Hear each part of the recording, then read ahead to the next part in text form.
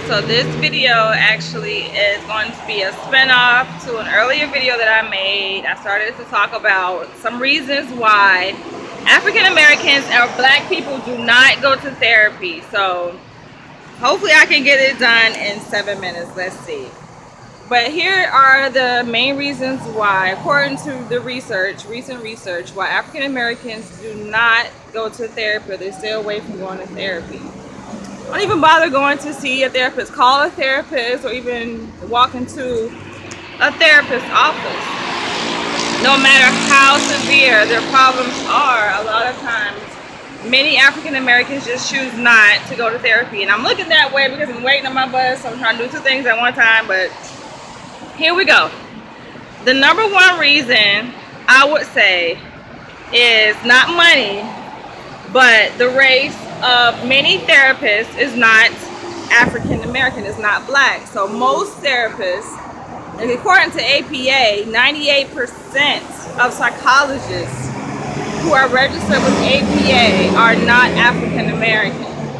So that means only 2% of psychologists, of APA psychologists recognized by APA, only 2% African American. That says a lot. That's a huge deal, because when it comes to therapy, one of the biggest factors that determines how quickly a person is able to develop rapport is being able to identify whether or not they identify with therapists. And a lot of times, if the therapist is white and the client is African American, it can be perceived by a lot of African American clients that the therapist is not going to be able to understand them.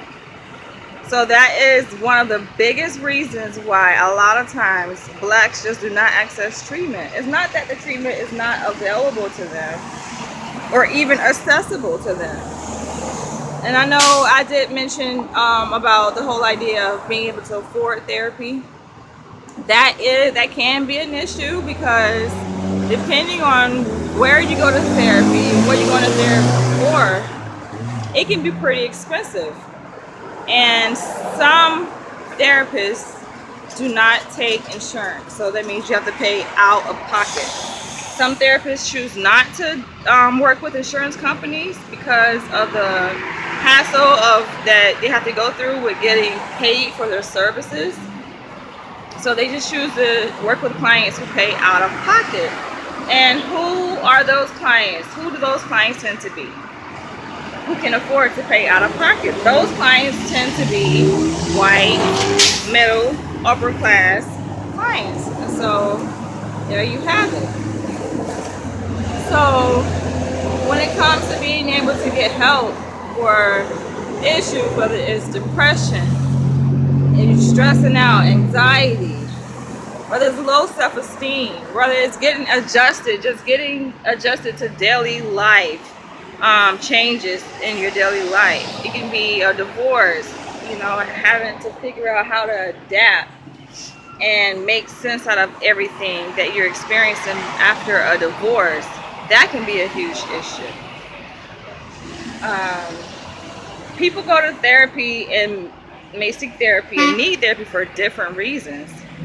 And so, given that there are different reasons why people go to therapy, I think that there should be greater accessibility for clients to go to therapy. And that would mean, if we know that the biggest reason why clients don't seek therapy or don't go to therapy is because they feel that they are misunderstood, and that they cannot find a therapist who will understand and identify with them, then maybe we need to work on making it so that these services are more accessible to clients. And not only accessible, but there's actually a black therapist there that can work with them, or a black psychologist. I'm going to have to end this video because nobody got my bus, but I will catch you guys in the next video for part 2. Thank you guys for watching.